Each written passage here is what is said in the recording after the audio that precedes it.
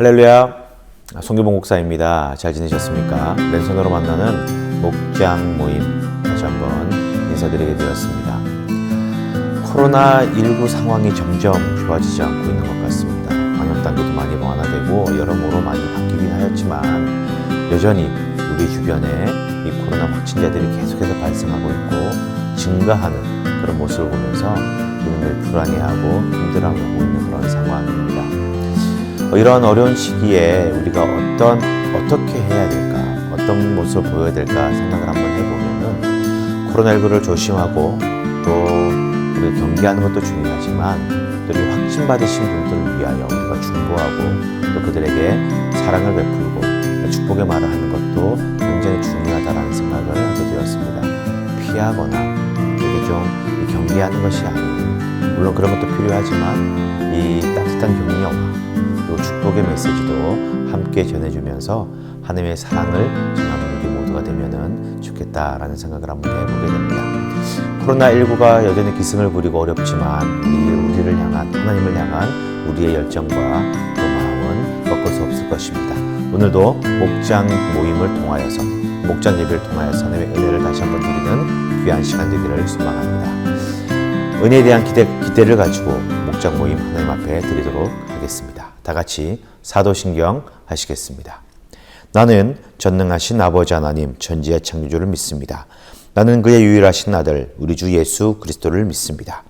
그는 성령으로 잉태되어 동정녀 마리아에게서 나시고 본디오 빌라도에게 고난을 받아 십자가에 못 박혀 죽으시고 장사된 지 사흘 만에 죽은 자 가운데서 다시 살아나셨으며 하늘에 오르시어 전능하신 아버지 하나님 우편에 앉아 계시다가 거기로부터 살아있는 자와 죽은 자를 심판하러 오십니다. 나는 성령을 믿으며 거룩한 공교회와 성도의 교제와 죄를 용서받는 것과 몸의 부활과 영생을 믿습니다. 아멘. 주 앞에 엎드려 138장입니다. 주 앞에 엎드려 138장을 함께 찬양하시겠습니다. 완전하신 나의 주 의의 길로 날 인도하소서. 행하신 모든 일 주님의 영광 다 경배합니다. 예배합니다. 찬양합니다. 주님만 날 다스리소서. 예배합니다. 찬양합니다. 주님 홀로 높임 받으소서. 완전하신 나의 주 의의 길로 날 인도하소서. 행하신 모든 일 주님의 영광 다 경배합니다. 예배합니다. 찬양합니다. 주님만 날 다스리소서. 예배합니다. 찬양합니다. 주님 홀로 높임 받으소서. 예배합니다. 예배합니다. 찬양합니다. 주님만 날 다스리소서. 예배합니다. 찬양합니다. 주님 홀로 높임 받으소서. 이어서 찬송가 438장입니다. 찬송가 438장을 찬양하시겠습니다. 내 영혼이 은총 입어 중한 죄짐 벗고 보니 슬픔 많은 이 세상도 천국으로 화하도다. 할렐루야 찬양하세. 내 모든 죄 사함받고 주 예수와 동행하니 그 어디나 하늘나라. 주의 얼굴 뵙기 전에 멀리 뵈던 하늘나라. 내 맘속에 이루어지니 날로 날로 가깝도다. 할렐루야 찬양하세. 내 모든 죄 사함받고 주 예수와 동행하니 그 어디나 하늘나라.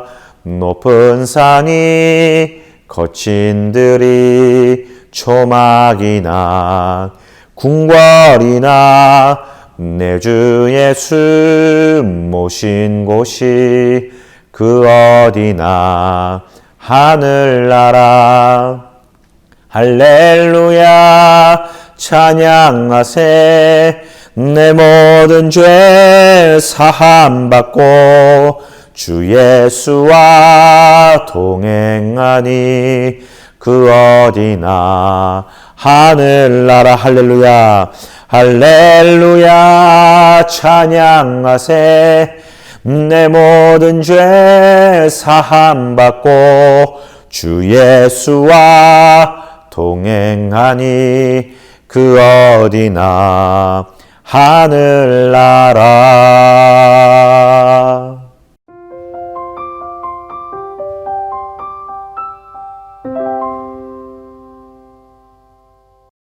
다 같이 합독하시겠습니다. 그 후에 다윗도 일어나 굴에서 나가 사울의 뒤에서 외쳐 이르되 내 주 왕이여 하매 사울이 돌아보는지라 다윗이 땅에 엎드려 절하고 다윗이 사울에게 이르되 보소서 다윗이 왕을 헤아려 한다고 하는 사람들의 말을 왕은 어찌하여 들으시나이까.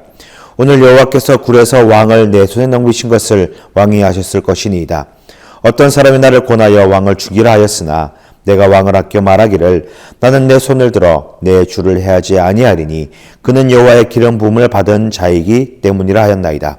내 아버지여 보소서 내 손에 있는 왕의 옷자락을 보소서. 내가 왕을 죽이지 아니하고 겉옷자락만 베었은즉 내 손에 악이나 죄가가 없는 줄을 오늘 아실지니이다. 왕은 내 생명을 찾아 헤아려 하시나 나는 왕에게 범죄한 일이 없나이다.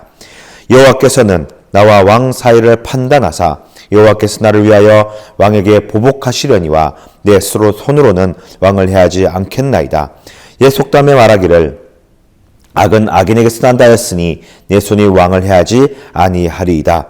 이스라엘 왕이 누구를 따라 나왔으며 누구의 뒤를 쫓나이까. 죽은 개나 벼룩을 쫓음이니이다. 그런즉 여호와께서 재판장이 되어 나와 왕 사이에 심판하사 나의 사정을 살펴 억울함을 풀어주시고 나를 왕의 손에서 건지시기를 원하나이다 하니라. 아멘.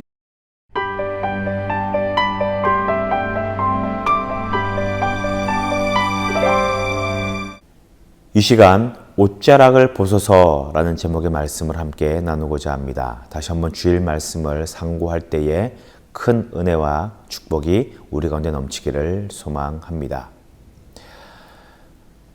엔게디 광야에서 다윗을 쫓고 있던 사울 왕이 이 용무가 급하여서 한 동굴로 들어가게 됩니다. 마침 그 동굴이 다윗과 그의 일행들이 숨어있던 동굴이었지요. 이 마음을 놓고 옷을 벗어놓고 용무를 보던 이 사울 왕은 그 사실을 모른 채 이제 자신이 해야 될 일을 마치고 동굴 밖을 나오게 됩니다. 다윗은 그 상황에서 왕을 죽이거나 해하지 아니하고 그의 겉옷에 옷자락만을 베어낼 뿐이었습니다. 이제 다시 채비를 하고 다윗을 찾기 위해 떠나는 이 사울 왕을 다윗이 나와서 불러 세우게 됩니다. 그러면서 나는 죄가 없고 당신을 해하지 아니하였다라고 그렇게 호소하면서 하나님 앞에 자신의 무죄함을 그리고 왕 앞에 자신이 그런 자신을 당신을 해칠 마음이 없다라는 것을 알리게 되는 것이지요. 오늘 말씀, 읽은 말씀의 내용이 바로 이런 내용입니다. 자, 다윗이 사울 왕을 향해서 외쳤던 이 선포, 이 이야기를 통하여서 우리는 다윗이 가지고 있는 중심 생각을 알 수가 있습니다. 오늘 우리가 주목하고 보아야 될 말씀은 바로 8절의 말씀과 15절의 말씀입니다. 자, 8절의 말씀을 함께 보도록 하겠습니다. 그 후에 다윗도 일어나서 굴에서 나갑니다. 그리고 사울의 뒤에서 외쳐 이르되 내 주 왕이여 하매 사울이 돌아보는지라. 다윗이 여기서 하는 행동이 중요합니다. 다윗이 땅에 엎드려 절하고 라고 되어 있습니다. 자, 다윗이 땅에 엎드려서 사울을 불러놓고 땅에 엎드려서 절하면서 이제 자신이 하고 싶은 이야기, 자신의 억울함과 자신은 왕을 해야 할 마음이 없다라는 것을 강력하게 호소하게 됩니다. 자, 여기서 행동이 중요합니다. 땅에 엎드려서 절하고 있습니다. 자, 그런데 여기서 우리가 살펴봐야 될 것이 무엇이냐? 다윗은 누구에게 절하고 있느냐라는 거죠. 누구를 향해서 땅을 엎드리고 누구를 바라보면서 외치고 있느냐라는 겁니다. 우리가 이 본문의 흐름상 전개상 사울을 향하여서 절하고 사울 왕에게 간청하는 그런 모습입니다. 그런데요, 저는 15절의 말씀에서 다윗이 진짜 무릎 꿇고 호소하는 상대는 바로 하나님임을 알 수 있습니다. 15절의 말씀을 보시기 바랍니다. 그런즉 여호와께서 재판장이 되시어 라고 그렇게 이야기를 하고 있습니다. 사울이 이만저만 모든 사정을 이야기를 하고 자신의 어떤 억울함을 호소하고 난 다음에 마지막에 뭐라고 끝이 맺느냐? 그런즉 여호와가 우리의 재판장이 되어 나와 왕 사이에서 판결을 해달라라고 그렇게 얘기를 합니다. 심판하사 나의 사정을 살펴 억울함을 풀어주시고 나를 왕의 손에서 건지기를 원합니다 라고 그렇게 외치는 것이지요. 보십시오. 다윗은 엎드려서 무릎 꿇고 절하면서 왕에게 자신의 형편과 억울함을 호소합니다. 그리고 마지막에 말하기를 하나님의 심판장이 되어서 왕과 자신 사이에 판결을 정확하게 내려서 내가 죄가 없음을 여호와께서 심판해 주기를 원한다라고 그렇게 이야기를 하고 있는 것이지요. 재판장에서 보면은 우리가 일반 재판장에서 재판을 할 때 보면은 판사가 판결을 내리기 전까지 죄가 있고 없고의 판결을 내리기 전까지 원고와 피고는 동등한 위치입니다. 누가 죄인이요? 누가 이 피해자인지가 구분되지 않은 그런 상태다라는 거지요. 그래서 재판장에서 재판장이 판결을 내린 이후에 가해자와 피해자가 이제 성립이 되는 것이고 누가 잘못이 있고 누가 잘못이 없는지가 결정이 된다라는 것입니다. 즉 심판장의 판결을 내리기 전까지는 원고와 피고는 동등한 위치입니다. 다시 말해서 지금 다윗이 뭐라고 이야기를 하느냐? 이 15절에 하나님이 심판장이 되어달라고 이야기를 합니다. 즉 재판관이지요. 그러면서 왕과 나와 사이에 심판해 주실 것을 그렇게 요구하고 있다라는 것입니다. 나와 왕 사이에 심판해달라. 다시 말하면 원고와 피고가 다윗과 사울이 되는 것입니다. 아직 여호와께서 판결을 내리지 않았기 때문에 이 두 사람은 동등한 위치입니다. 재판장에서 동등한 위치를 가지고 있다는 거지요. 자, 이러한 정황을 살펴본다면 다윗이 무릎을 꿇은 상대는 물론 왕 앞에서 무릎을 꿇고 있지만 그러나 진짜 그가 무릎을 꿇고 그의 억울함을 호소하는 상대는 바로 하나님이다라는 겁니다. 여호와께 그는 그의 억울함을 토로하고 있고 왕과 자신 사이에서 올바른 판단과 모든 것을 하나님께 심판을 내어 맡기고 하나님의 판단을 받아들이겠다라고 하는 그런 자세를 보이고 있다라는 것입니다. 이것이 중요합니다. 자, 사람과 사람과의 사이에 문제가 일어납니다. 분쟁이 일어납니다. 우리 모두도 마찬가지일 것입니다. 저도 마찬가지입니다. 어떤 분쟁과 문제와 또 뜻하지 않은 그런 억울함을 받을 때가 있습니다. 오해를 받을 때가 있어요. 그때 우리는 취하는 방법은 사람의 방법입니다. 사람의 뜻대로 행하려고 하고 이 사람과 대화하면, 이야기를 하면, 나의 사정을 잘 이해하게 하면 풀릴 것이다 라고 그렇게 우리가 쉽게 생각합니다. 그런데 그 전에 분명히 해야 될 것은 무엇이냐? 이 상황을 이끌어 가시는 분도 하나님이다라는 겁니다. 하나님이 개입하시지 않으시면 이 일이 원만하게 해결되지 않습니다. 이 사건이 해결되지 않습니다. 다윗과 사울의 관계를 보면은요, 중간중간에 여러 가지 이 사건들이 나옵니다. 다윗이 사울에게 호소하게 되고, 은혜를 베풀게 되고, 여러 가지 어떤 많은 일들을 베풀게 되면서 사울이 뭐라고 이야기를 하느냐? 다시는 내가 너를 해하지 않겠다. 맹세한다라고까지 얘기를 하면서 몇 번이고 다윗을 해하지 않겠다라고 다짐을 하게 되죠. 그런데 어김없이 그것은 다 지켜지지 않게 됩니다. 사울은 다윗을 죽이려고 끝까지 노력한다라는 것이죠. 즉 인간적인 생각과 방법을 해결해 보려고 해도 전혀 해결되지 않는다라는 겁니다. 하나님이 개입하시고 하나님이 심판해 주시고 판결해 주셔야만이 이 문제가 완벽하고 그리고 깨끗하게 해결될 수가 있습니다. 마찬가지예요.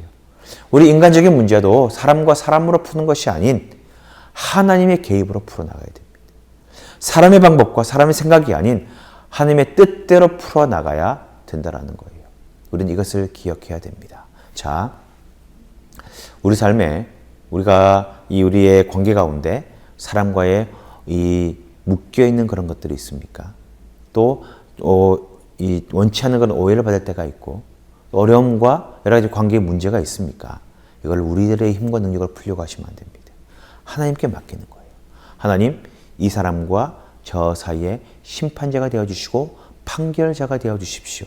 라고 그렇게 하나님께 기도하시는 겁니다.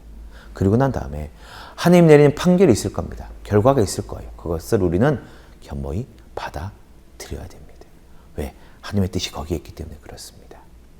오늘 다윗과 사울과의 이 관계, 그리고 이 사울을 향해서 외치는 다윗의 이 부르짖음, 그의 호소는 하나님의 심판을 요구하는, 하나님의 중심을 둔, 하나님을 향한 그러한 호소요, 하나님을 향한 그런 무릎 꿇음이다라는 것을 기억하시고, 모든 사람과 사람과의 관계 가운데, 우리 모든 문제 가운데 하나님의 개입하심과 하나님의 심판을 구하고 하나님의 결정을 구하는 우리 모두가 되어서 하나님의 뜻대로 행하고 하나님의 뜻대로 이루어지는 우리 인생이 되기를 소망합니다. 오늘 다윗과 이 사울과의 관계에서 이 이야기 대화에서 받게 된 우리의 은혜는 바로 이것입니다.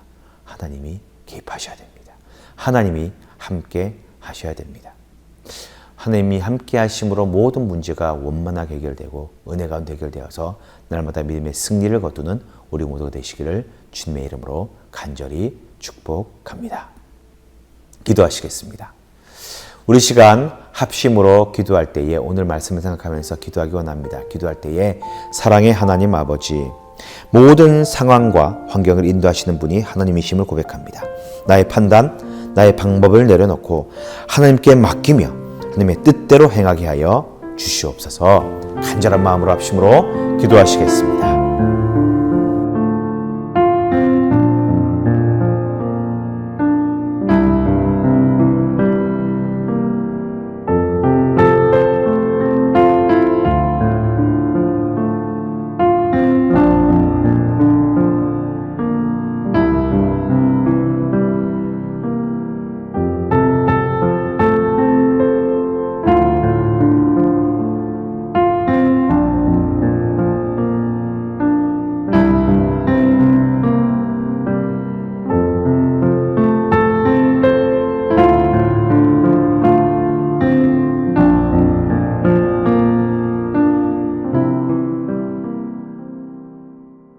사랑의 하나님 아버지, 모든 문제, 모든 상황, 모든 것들을 주님의 인도하심에 있음을 고백합니다.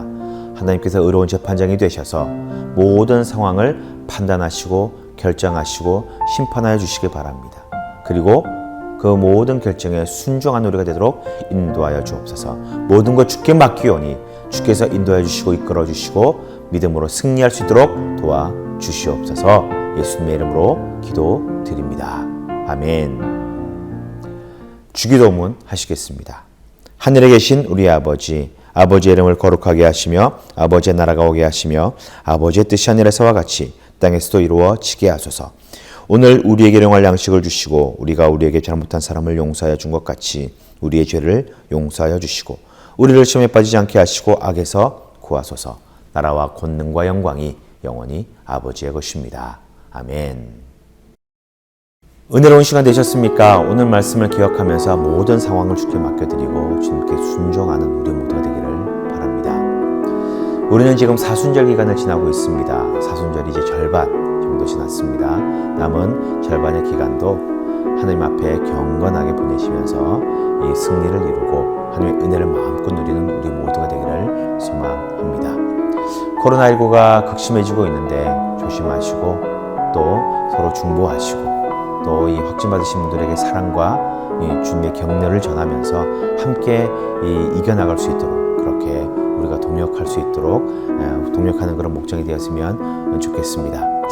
다들 그런 은혜와 축복을 누리고 또 목장 모임을 통하여서 큰 은혜를 누리면서 날마다 믿음으로 승리하시길 바랍니다. 다음 이 시간에 다시 뵙겠습니다. 사랑하고 축복합니다.